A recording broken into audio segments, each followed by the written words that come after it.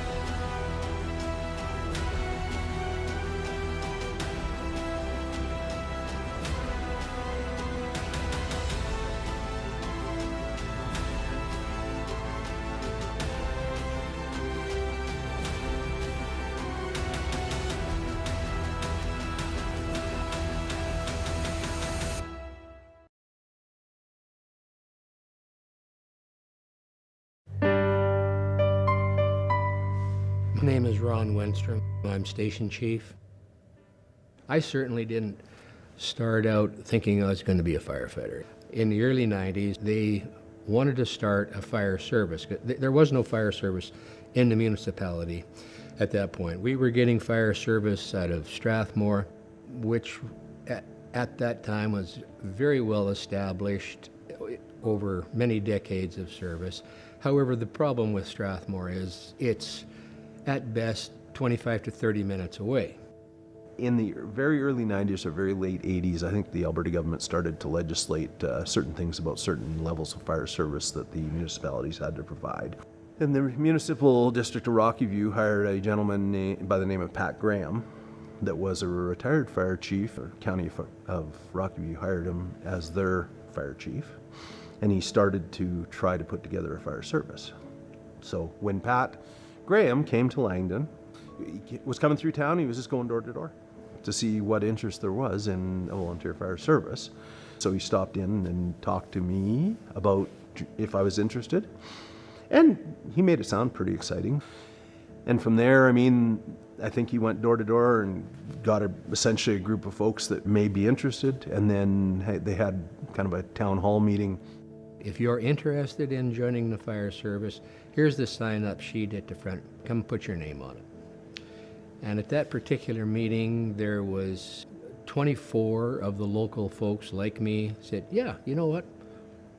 Why don't we do that? That sounds like fun. So why don't we sign up for that? And it took off from there. Since then, of course, that's 30 plus years ago, it's developed into more than sounds like fun. Our very first fire chief was adamant about training. In fact, we didn't get to go on a fire call, our very first fire call, till almost 2 years after we were brought together as a group. From that point in time, we just started working together as a team to train. He was a great leader and a great trainer, and we, of course, were fortunate enough to have a few individuals within the department that had great leadership qualities as well.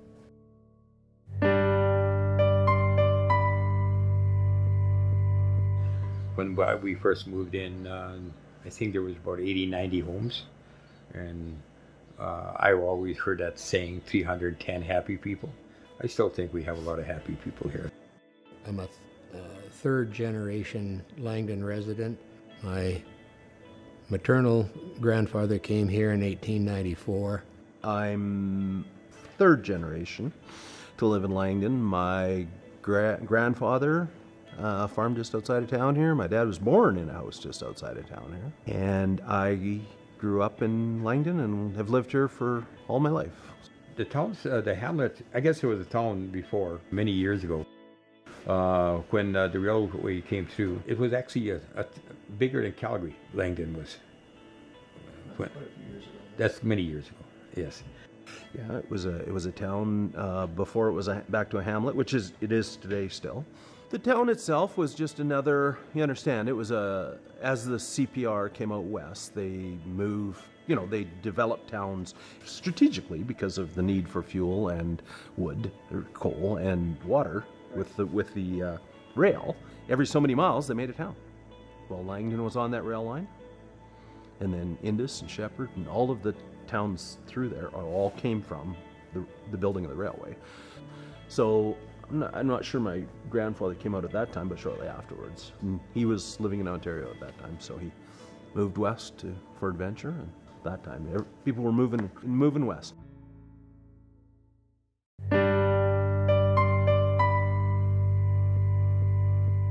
In the beginning, we had no place to call home. In those years, we were dispatched out of Strathmore. Rocky View had no dispatch system or structure for that because everything was so new.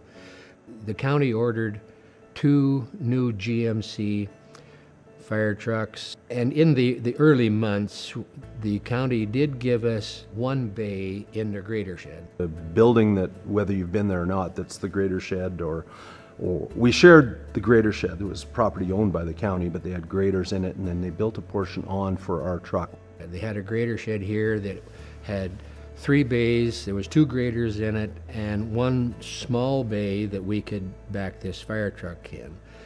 Was gravel floor. There was no amenities at all. There was no washrooms. There was no office there. It was a tin shed, insulated, that was designed to park graders. So our initial fire hall was 1 bay on a gravel floor in a grader shed. So our station became known as F9 out of Wheatland County. And we stayed F9 for a number of years until Rocky View service matured and got to be a little bit bigger. They added Madden, then they added Irricana.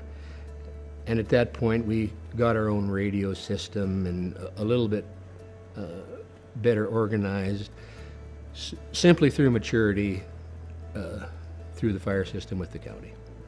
Then our next development was another truck that we acquired through Chief Graham, and the other grader moved out. So the graders are parked outside now, and now the fire trucks are parked inside.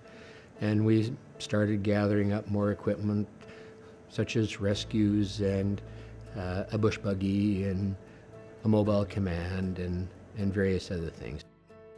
We were in a grader shed for 30 years. In saying that, we did have offices and we did have nice washrooms and a meeting room and a training room when the new addition was put on, and I believe it was put on in 2000 or 2001 perhaps, and it was pretty nice. Like, it was significant improvement over what we had. So we weren't hard done by any means. It was a great facility. It served us well. We didn't have any problems with it. We just outgrew it. I was always involved with the community quite a bit here, and I was trying to get more stuff done for Langdon, and that's how, or Langdon and Rocky View in my area here. That's how I got involved with running for council. This is my 2nd term, now the 2nd round, my 5th term altogether. There was a few things that I was working on to try to get done. One definitely was a fire hall. In fact, when I was on council before, council at that time purchased the lot next to the old fire hall, thinking that possibly it would expand. And I just felt nothing got done after I left, so that's why I went back in. One of my big goals was obviously the fire hall. We were in that facility until this one was built, and we moved into this magnificent structure July the 4th, 2021. I'm very happy to say that the fire hall has been done and completed. The last council that I was on, when we were looking at the fire hall, staff gave us, I think, 3 or 4 different options, and we went with the big one. And I'm really glad we did.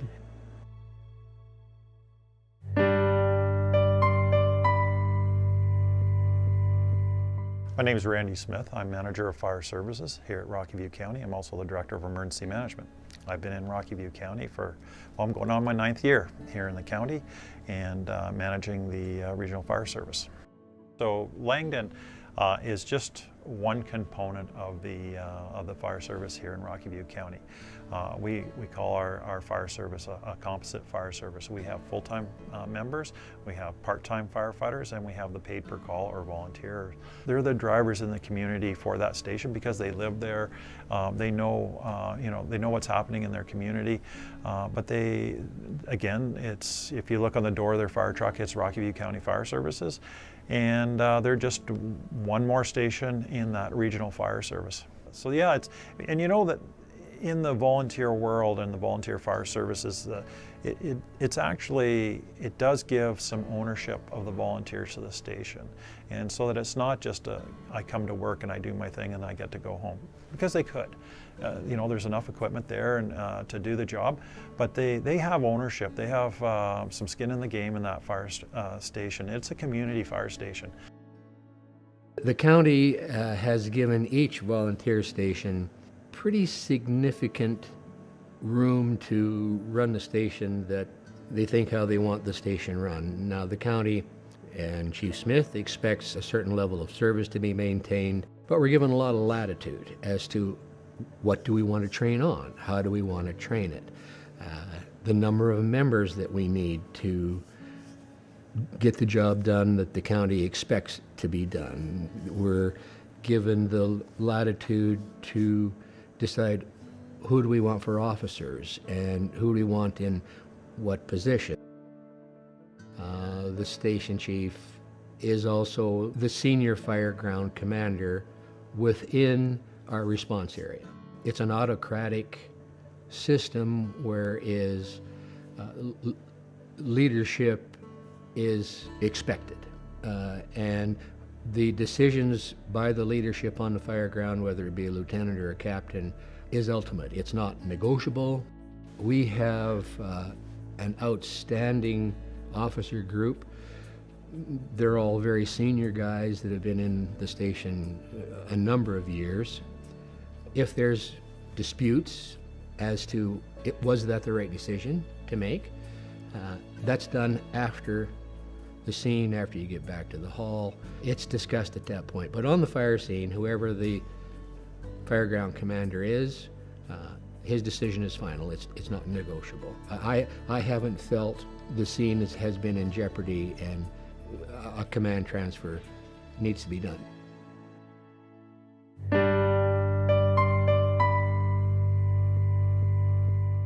Right across actually this whole area, 911 is for fire services is dealt through Calgary 911.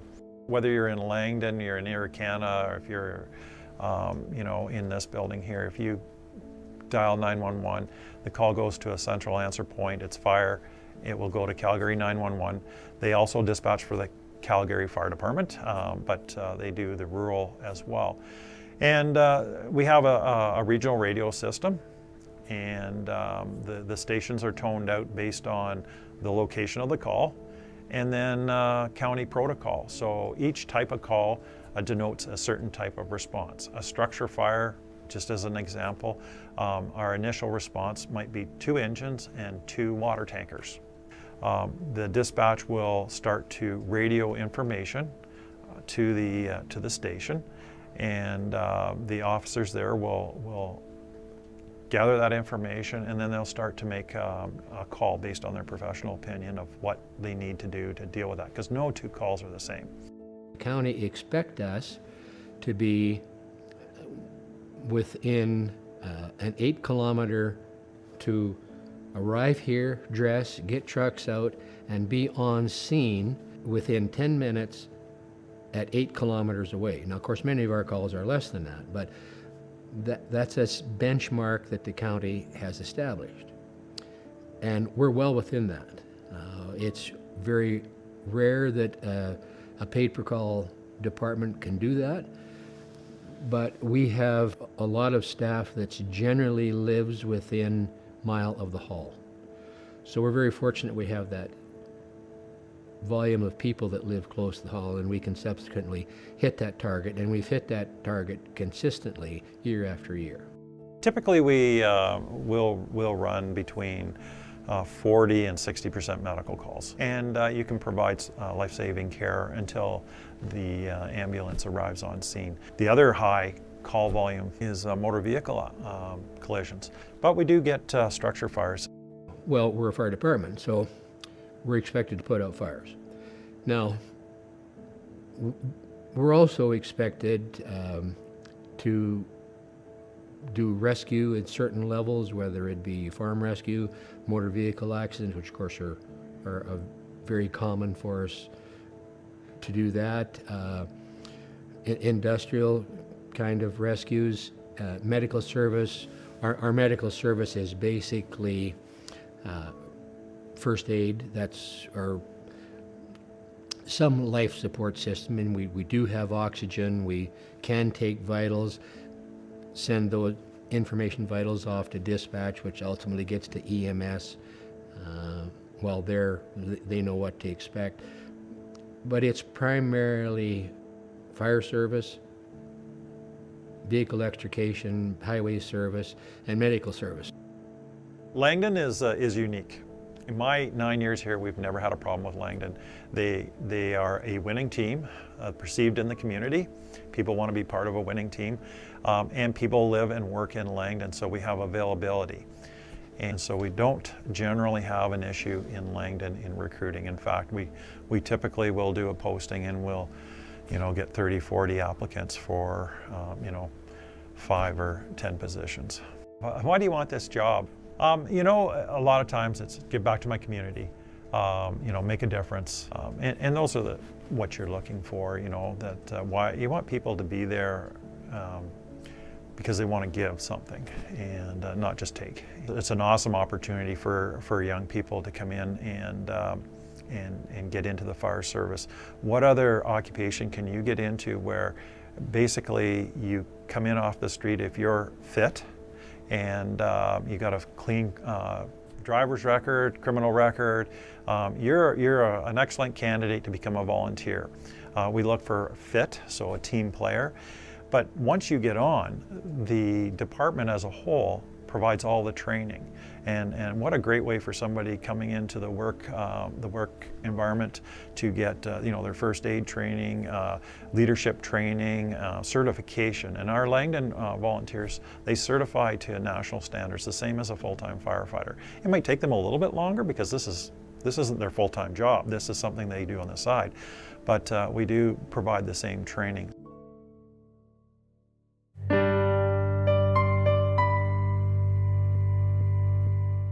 The county funds the fire service. The county builds the buildings, they pays the wages, they maintain the trucks, they supply our tooling and equipment and training.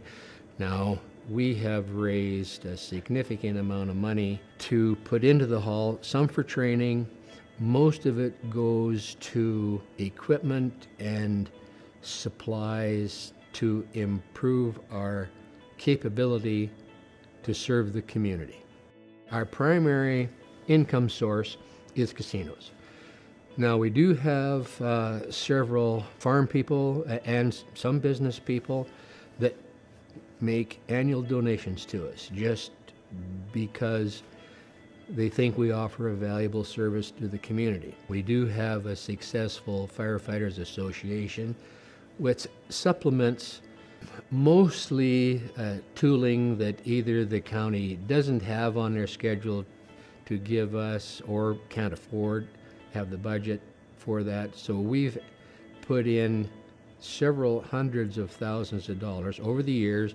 Our association is roughly 25 years old, and we have raised a significant amount of money to put into the hall, some for training. Most of it goes to equipment and supplies to improve our capability to serve the community. Maybe they want a second or a third thermal imaging camera. Maybe they want a fourth or fifth gas detector, and they feel that that's something that's of value to their operation, but doesn't fit the mold, so to speak, for the regional fire service. Then they'll let us know, and they'll go out and they'll fundraise for that piece of equipment. In the Langdon Fire Station specifically, they have a all-terrain vehicle that you use on grass fires. It's the only one we have in the county. It's a great piece of equipment, very expensive, and again, the crews through different fundraising venues came up with the money, and they worked with the county to make sure that we can maintain it and keep it going after they purchase it, but they went out and got that piece of equipment.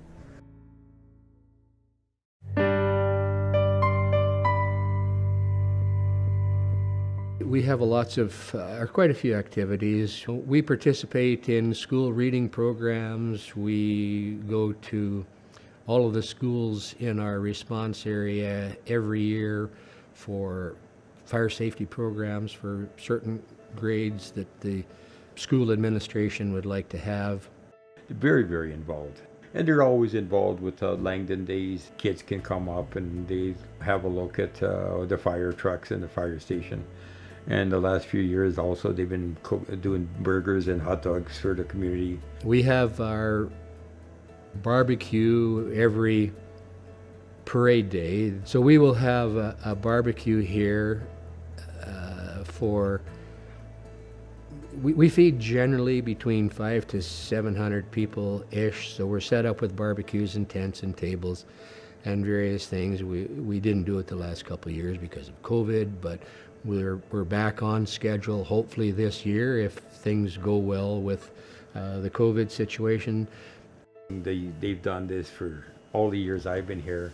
They do the Santa Claus run, very, very popular every year.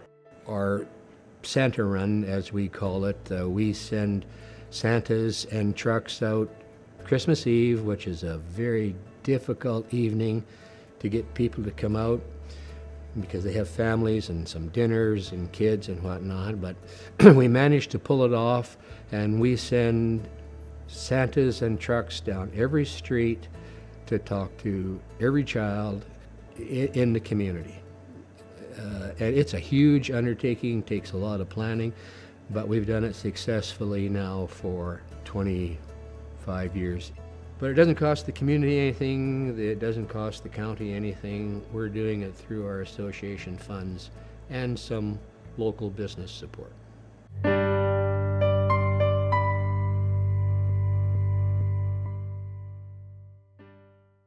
Any firefighter would be lying to you if he said it wasn't an adrenaline rush for him and that he wanted to get there. Absolutely, it's exciting stuff. You know, where can you go and have the county as an example, put you in a fire truck and break every road rule on the planet to get there? Things are burning and people need your help. They need your help. They don't want your help, they need your help. And you're there to provide that. So absolutely, it's a huge adrenaline rush. And you can be here 30 years, and it's still an adrenaline rush. It does take a fair commitment.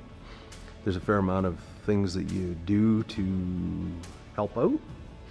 But in the end, I think it's important that you'll talk to, and everybody in my family would tell you the pain is worth the gain, right? It's well worth the effort. So the story starts, right?